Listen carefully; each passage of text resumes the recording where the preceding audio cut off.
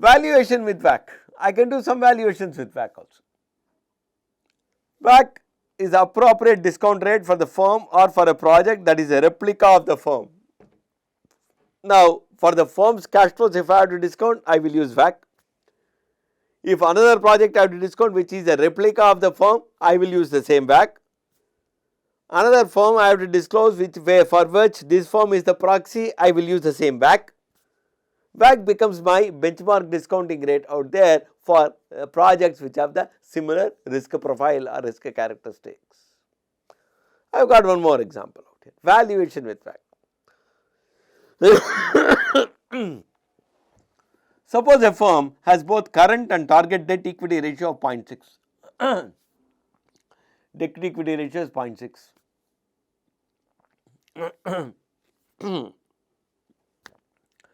Cost of debt is 5.15%, cost of equity is 10%, corporate tax is 34%. The firm is considering taking on renovation of a warehouse costing about 60 million and expected to yield after tax savings of 12 million per year for next 6 years. Now, question is, should the firm take up this renovation at the cost of 60 million given the cost of capital is so much, or should not do that? That is all what we are going to do. That is, I repeat, should the firm take up this renovation activity at the cost of 60 million with a particular cost of capital, because this 60 million I have to borrow or whatever it is, raise it in a combination with debt and equity, or should they not take it up if the return is going to be 12 million a year out there? Let us sort of solve it out here. I am going to go back to this. I am looking at example 6 out here. Debt equity ratio 0.6, that is cost of debt 5.15, cost of equity is 10, 34% out there. Now, I will sort of look at the weights of debt and equity out there and look at the cost of capital, look at WACC and then find out the returns out there. I am basically trying to do this. So, what is the weight of debt and what is the weight of equity? Debt equity ratio is 0.6, that means what? So, what is that weight of debt? Weight of debt. Let us look at what is the debt equity ratio out there. 0.6 is the debt out there. That means it is 0.6 divided by total capital is 0.6 plus 1 is the total capital. That is, debt is 0.6 times the equity capital out there. Debt equity ratio means what? Debt is 0.6 times the equity capital in this particular. So, what are we looking at? Debt equity. Debt is, for example, if debt equity ratio is 1, say if debt equity ratio is 1.5, that means debt is 1.5 times the equity out there. So, what is the composition of debt in the total capital? Composition of debt in the total capital is 0.6 times the equity. So, what is the total capital? Total capital is 1 plus 0.6 is the total capital out there. Debt equity ratio 0.6, 0.6 means what? It is debt is 0.6 times the equity. That means what is the total capital? 0.6 plus 1 is the total capital and that is what is the denominator. So, what is the debt portion of it? Debt is 0.6 divided by 0.6 plus 1 is basically what is called as the, in this particular case, okay, is what is the proportion of debt out there. The proportion of debt, proportion in total in TC, total capital. Total capital is obviously 1, 1 minus this is going to be obviously equity. No sir, I want to verify. Let us see, no problem, you can verify what is there. This equity is 1, we said, divided by, I will say 0.6 plus 1 is basically that is the total capital. So, what? It is exactly the same thing. So, what is the weight? Weight is exactly equal to this. This is the weight of the total capital out there. So, what is the cost of capital in this case? Cost of debt, cost of capital, cost of debt. Cost of debt is 5.15% pre-tax. So, what is the cost of debt? 5.15 into 1 minus the tax rate is 34% out there, that is after tax cost of capital. I will say in this particular case is after tax cost of capital.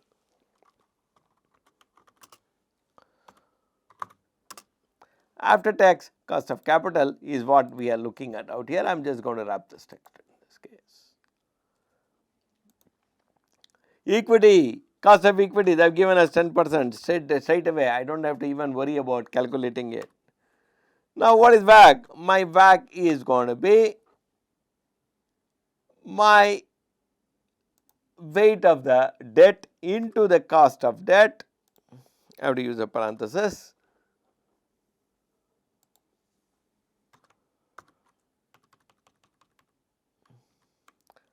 Plus weight of equity into the cost of equity, and that is what is going to give me WACC. WACC is 7.52% out there. Now, let us look at the cash flows and discounting and so on. Negative cash flow of 60 whatever what we say in this particular case, negative cash flow of about 60 million is gone out there. That is, there is an investment of 60 million which is basically gone out there. Every year I am going to get 12 million for the next 6 years. Now, what is the present value of this 12 million I am going to get? The present value of this 12 million that I am going to get is 1 plus 7.52% to the power of 1 out there, because I am discounting it only for 1 year out here. So, I am discounting it only for 1 year in this particular case, and yes, that is what it is. I am just going to include a dollar symbol out here so that it is easier for me to pull it out there. So, this $12 I am going to get 12 million I am going to get at the end of 1 year is discounted at 7.52, that is my WACC is 11.160 out here. Let me do that for the entire 6-year period. I am just going to increase this because this is going to be the, it is going to be after 2 years, and then yes, this is going to be after 3 years. Yes, I am just going to increase the what do you call it as power out there, and this is going to be after at the end of 4 years out there. I am just increasing it out here, 4 years out here. This is going to be at the end of 5 years out here, and this is going to be at the end of what do you call it as the 6 years out there, and this is going to be at the end of 6 years. So, what is my present value of my cash flows? Present value of all my cash flows out there is basically nothing but at some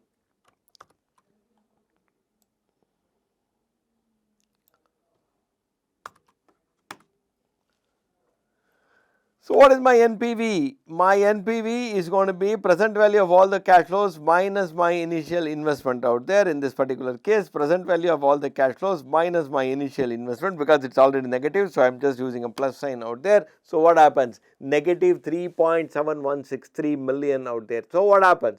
It is not viable. If you are going to get only 12 million and your cost of capital is 7.52%, your investment of 60 million is not justified. Why? Because your cost of capital is 7.52%. Sir, if the cost of capital changes from 7.52, so I will make it 5.72, then is it going to be viable? Well, even then it may not be viable. If I change it to 4.72, is it viable? Yes, then it might be viable. So, what happens? Cost of capital plays an important role in this particular aspect out here. I am just going to do what you call it as undo it. I am just going to undo it out there. So, your cost of capital is WACC, and we have your outflows and inflows, and we basically calculate your NPV of the project out there, and that is what we have basically done out here.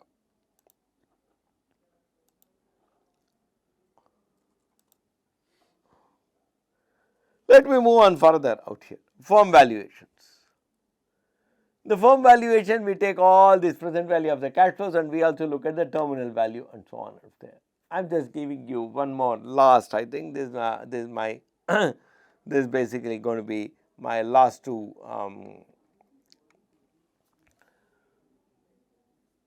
parts of on valuation using WACC out.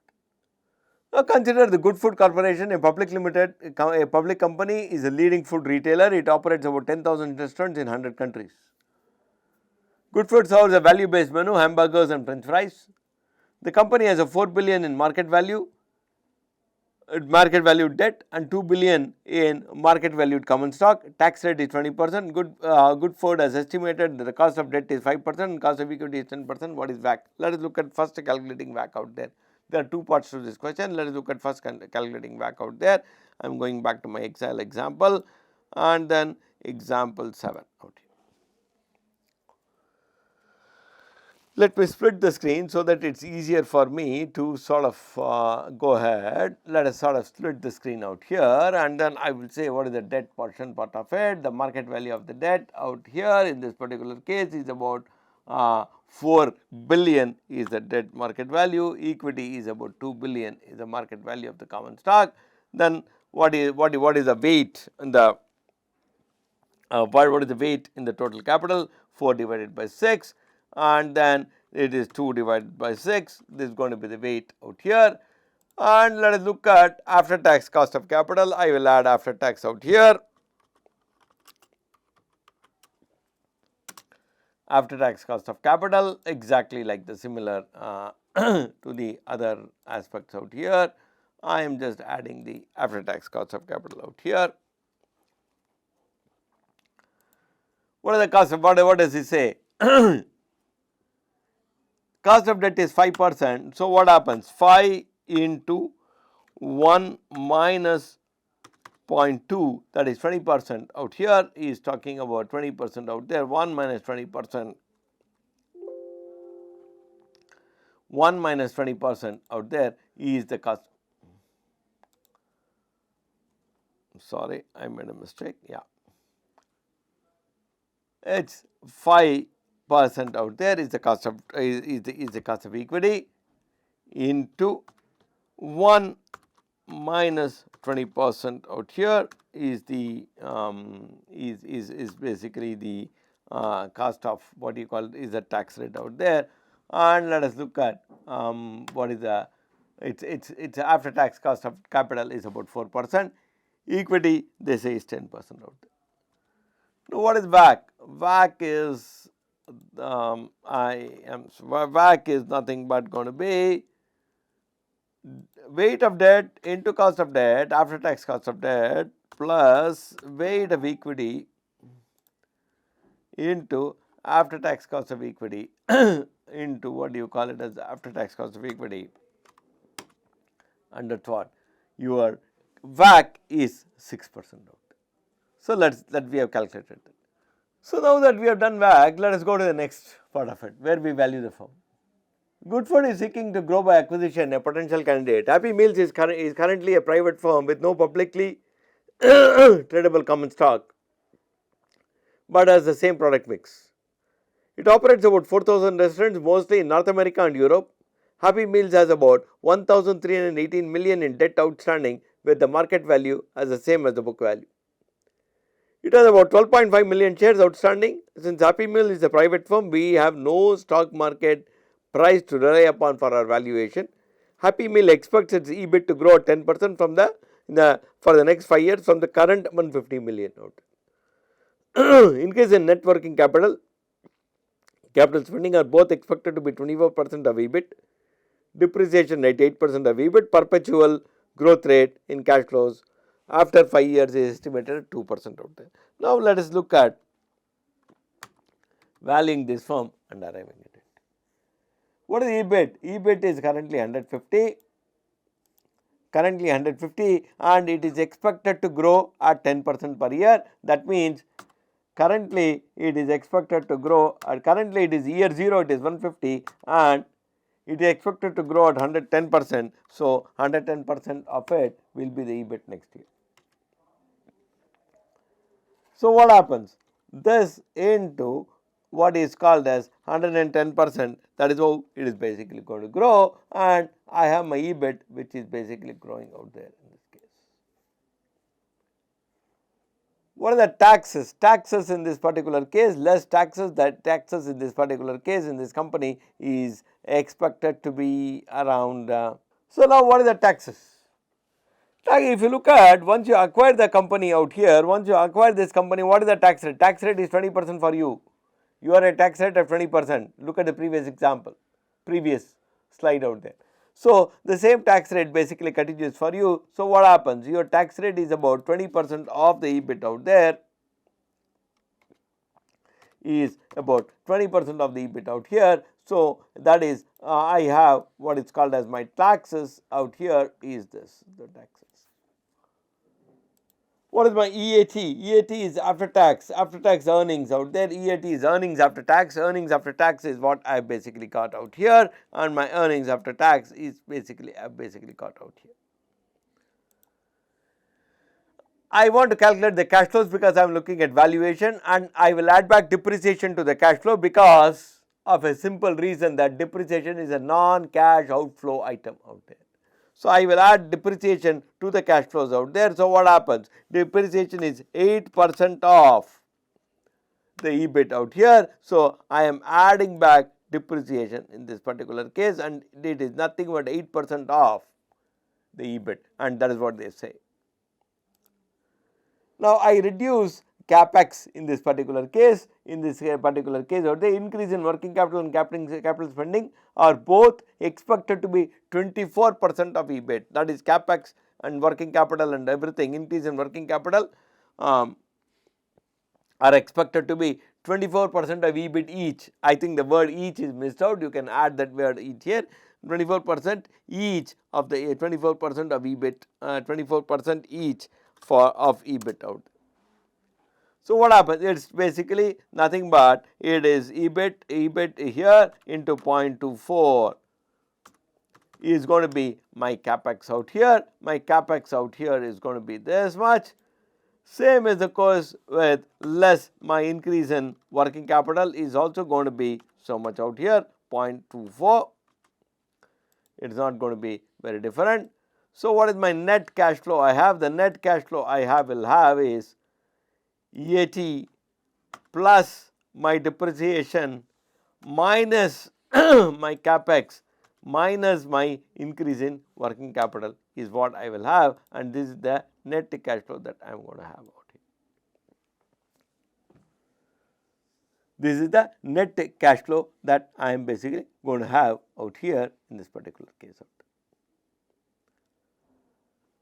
Now, I need to look at the valuation of this entity. What are the net cash flows? Net cash flows, I am basically going to take this as the net cash flows out here, and I am going to have this as my net cash flows out here.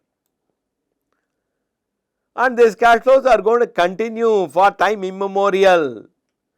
These cash flows are going to continue for time immemorial in this particular case. So, I am just going to use, I am not going to use this, I am just going to change it slightly. I am just going to say my terminal value.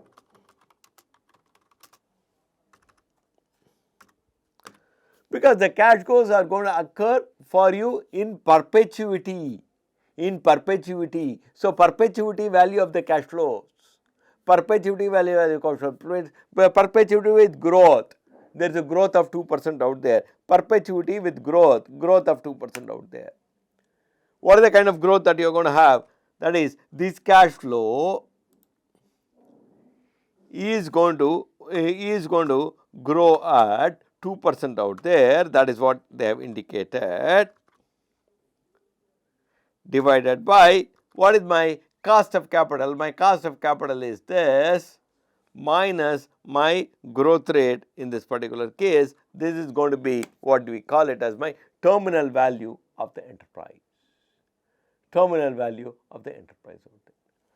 Now, let me find the present value of all this. Let me find the PV of the cash flows.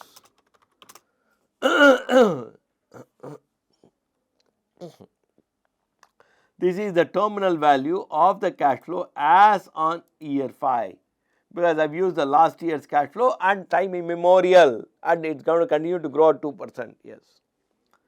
Now, I am going to find the present value of all these cash flows. To find the present value of all these cash flows, what is it? This is going to be 66 divided by 1 plus, at what rate am I going to discount? I am going to discount it at the cost of capital out there, to the power 1 in this particular case, and that is all what we are going to do out here. I am just going to use a dollar symbol out here so that I can just pull it out. So, if this is going to be there, I am just going to use the present value of all these cash flows out here. I am just going to use the present value of all these cash flows. This is going to be discounted for 2 years, this is going to be discounted for 3 years out there,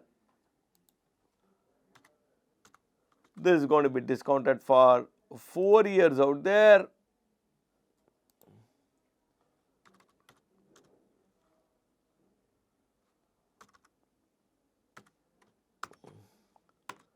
this is going to be discounted for 5 years out there, and in this particular case this terminal value is also going to be discounted for 5 years because I have used what we call it as the 5th year cash flow to arrive at it. That is the value I have got as of 5th year out there. So, what is the total value of the firm? Total value of the firm is nothing but at sum, if I have to look at sum of all these cash flows that I am going to get out here, that is all what I am going to go at, is what we call it as the total value of the firm out there. Total value of the firm is 2177.02. What is the debt? Debt in the firm is 1318.8 million out there. I am knocking off. What is the value of the equity then? Value of the equity is the value of the firm minus the value of debt. The value of equity is about 858.22 million out there.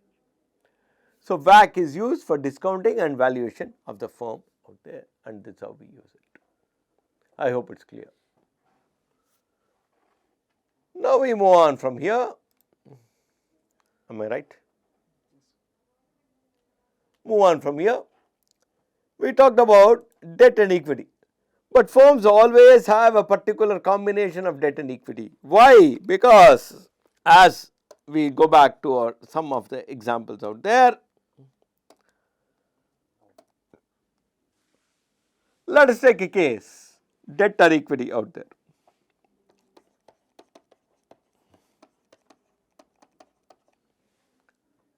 Let me take two companies A and B. Equity, debt, equity 100, equity 60, debt 40 at 10%. Simple. My profit before interest and tax for both is about, let us say, $10 each. My interest is $4. So, what happens? 10 plus 6 PBT. My tax at 50% out there. So, $5, $3 gone, 3 and $5 is PAT. Beautiful. What is the return for the equity holders? If you look at return for the equity holders, $5 for 100, $3 for 60, same 5% out there in this case. Same 5% is the return for equity holders. Beautiful. Next year, I want to increase the capital structure. I want to change. I need $20 more. I need $20 more. This fellow says I am going in for additional $20 in the form of equity. This fellow says I am going to go in for additional $20 in the form of debt. Then what happens? This interest and your performance improvement will have to happen because you made more investment. Somebody can say performance improvement will happen. Yes, it will happen, but it takes some time because you have bought a new machinery, it has to standardize, you have to get the market and everything. So, immediately what happens? This $4 you have to pay instead of it $6. So, what happens out here? It becomes about $4 and it drops to $2 and it drops to $2 out there. Whereas in the case A, for $5 is the return, you are getting an 120. What is the percentage return? 5 by 120. 5 by 120. You can look at what is the kind of return? 4.17. It is about 4.17%. Whereas in the other case, you are getting $2 for 60. What is the kind of return? 2 by 60? 3.33%. So, what is happening? Movement further debt crept into the company. The risk of the equity holder increases because their returns are expected to go down, or returns can go down if the company is not performing. Risk increases. So, movement debt creeps into the capital structure, the equity return, the equity holder, the expected return of the equity holder increases because the risk of the equity holder increases. Assume in the old case itself, let us take the old case itself again, let us take the old case itself again. Let us take the A and B, no capital structure change, equity, debt, 100, 60, 40 and then at 10% and so on, and my profit before interest and tax is $10 and $10, interest is blob and $4, 6 and 10, my PBT, and then my tax at 50% is $5 and $3, so $3 and $5. Beautiful. Now let us take a small twist here. Imagine it is a COVID year, you are not getting a PBT of $10 in both. You are getting a PBT of only about a $6 in both, COVID year. Then what happens? In this particular case, this is 6 and this is 3 and these fellows get 3 and the return is 3% for equity holders. In this particular case, this $4 remains as $4, this becomes 2, this becomes 1 and this becomes $1 out there. So what is the return? $1 and 60, 1 by 60. 1.67. 1.67 percentage. What happens? The debt interest remains a constant. Movement debt is there in the capital structure, the cost of equity increases because you forget about new debt, even the old debt. Movement debt is there in the capital structure, the cost of equity increases, so the cost of what you call equity increases because risk of equity holders, risk of equity increases. So, if risk of equity increases, cost of equity will increase out there. So, then we will eliminate completely debt, we will have only equity. That also will not be a solution because debt is always cheaper.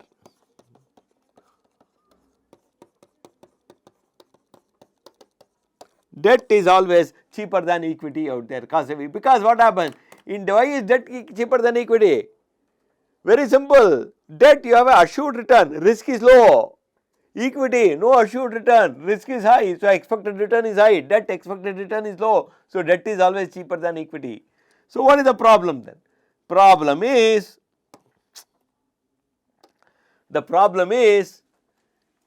let me write as debt, let us say cost of equity increases with debt in the firm, debt in capital structure.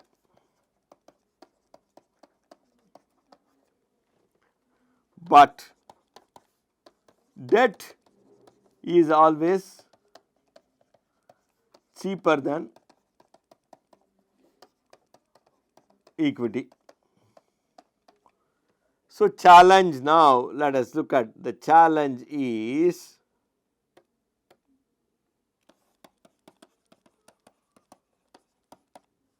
have correct combination of debt and equity so that the WACC, overall cost of capital, is low. You have some combination. If you have some combination, you debt and equity, your cost of capital is at the lowest point out there. So, the challenge is getting that right combination is basically the challenge out there of debt and equity out there. How to choose the debt and equity? Of course, there are various models. I am not getting into the models. There are Modigliani-Miller models. There are various other theories. I am not getting into any of those. I am just giving you a brief idea. As I said, I am giving you only a conceptual understanding of accounting and finance. I am giving you only conceptual understanding. I am not getting into the details of it. There are models, Moody, Clowney, Miller. How should the firm choose debt and equity ratio? There is a model. Should a financial manager set their firm's debt equity ratio nearly 100% or agency cost, bankruptcy cost? There are various other costs. I am going to touch upon all these things. That's all. I am not going to get into the details of it. Now, what is the agency cost and so on? What is the financial distress cost? There is debt, cost of debt. We'll always have a distress, cost of distress. What is the cost of distress? I lend money or the company borrows money and the company is not able to repay. The company declares itself insolvent, like your Jet Airways and so on. So what happens? There is a cost of bankruptcy. The cost of bankruptcy is already built in at the cost of debt also. So what happens? If the debt also grows, then the cost of debt also keeps increasing. And then if debt in the capital structure increases, cost of equity also increases. So what happens? If you have a very high debt, both cost of debt and cost of equity will be very high out there. So because why? Lot of debt, cost of bankruptcy, because my risk is high in this case. So what we call it as out there. Debt has tax benefits. It has obligatory payment. There is a default, financial distress, bankruptcy, transfer of ownership to stockholders, all these kind of things out there. Cost of distress. All these are built into it out there. I have got a description of financial distress costs out there. I am not even getting into this. I am just going to leave the slide. I am just going to leave the slide as a resource for you to read up. I am not getting into the details of discussion of this. I am just going to leave this. Can the cost of debt be reduced? Yes, there are positive comments and etc. and so on and so forth out there. Now, can the cost of debts be reduced? Yes, the cost of debts can be reduced out there. The cost of debts can be reduced out there. Stockholders, as I said, there are positive comments. The stockholders might pay higher interest rate as insurance against their own selfish strategies. As what is selfish strategy you saw in the previous slide. And then it can be part of your loan document, etc. It can be broken. The coins can be broken and the coins can also be broken and can lead to default and everything. Well, there are issues in the process. There are, of course, that is a complete. Can the cost of debt be reduced, and what is it? What is the financial distress cost of financial distress, how to sort of take care of this cost of financial distress, etc. That is a separate complete subject by itself. Financial distress, how to mitigate the risk, how to take care of this, what are the costs, how does the cost get built in, etc., etc., etc. That is a separate subject by itself. That I am not going to deal with all that in this case. I have just given you a brief about it. After this, there are other aspects out there. There are also agency costs in equity. We talked about that. Now we are looking at equity. What is agency cost? You can read up all this, no problem. The slide is going to be there with you. I will explain in very simple terms. There is what is called as a owner manager. Let us look. Who are the equity holders? Equity holders of a firm are the owners of the firm out there. Now, I hold equity shares of a company. Now, that means I am the owner of the company. I am owner to that extent of equity share I am holding in the company. But who is managing the company? I am not managing the company. I am not making any decisions out there. The decisions are made by the manager who is going to be sitting there and making decisions. It is believed that the manager sitting there is going to make decisions in such a way that it is going to benefit me, the shareholder out there. Now, I can monitor and everything, but it may so happen that the manager can make a decision which can favor him a little more,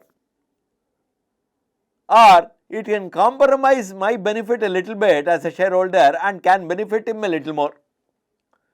It can compromise my benefit a little bit and can benefit him a little more, can benefit.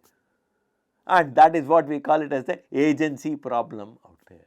And there is a particular cost associated with it, and that cost associated with it is already built in when we look at the cost of equity. This is owner manager. There is a agency problem. Very simple. as a shareholder, I am looking at the long term performance of the enterprise, long term performance. The company should stay on in perpetuity. The manager is there, he is drawing up the salary out there, he is going to, and his salary is linked to the as an incentive portion which is linked to the performance out there. So, he might look at short term gains, short term performances by compromising on something on the long term goals. So, which should yield accrue more benefit to him as compared to the long term benefit that I am expecting in the process. Now, agency problem.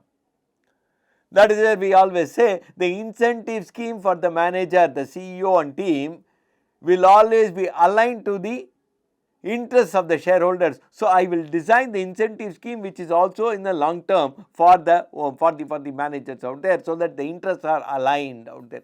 Now, that is one way of mitigating the agency cost. We are not even getting into that as of now. Sir, agency cost, is it only with owner manager? No. It can be with minority stakeholder and a majority stakeholder. The majority stakeholder is going to control the firm, the minority stakeholder is going to be waiting out, expecting the majority stakeholder to benefit, make decisions which is going to benefit all the shareholders out there. But he may make decisions which will benefit majority stakeholder, not the minority stakeholder. So, again agency problem exists.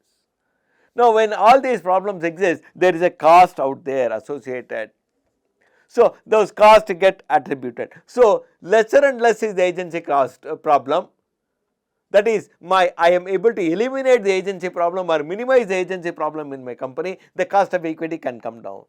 I am able to minimize what is called as the bankruptcy distress cost in my company out there, my cost of debt can come down out here. So, these are various aspects out there. So, we use a lot of theories in this particular case. I am not even getting into those theories. In fact, one of the next theories is when we look at the pecking order theory and so on. I am not even spending time on all those theories out there, because that is not part of our concept. I am just giving you an overview. So, this debt and equity is a combination of debt and equity is a challenge.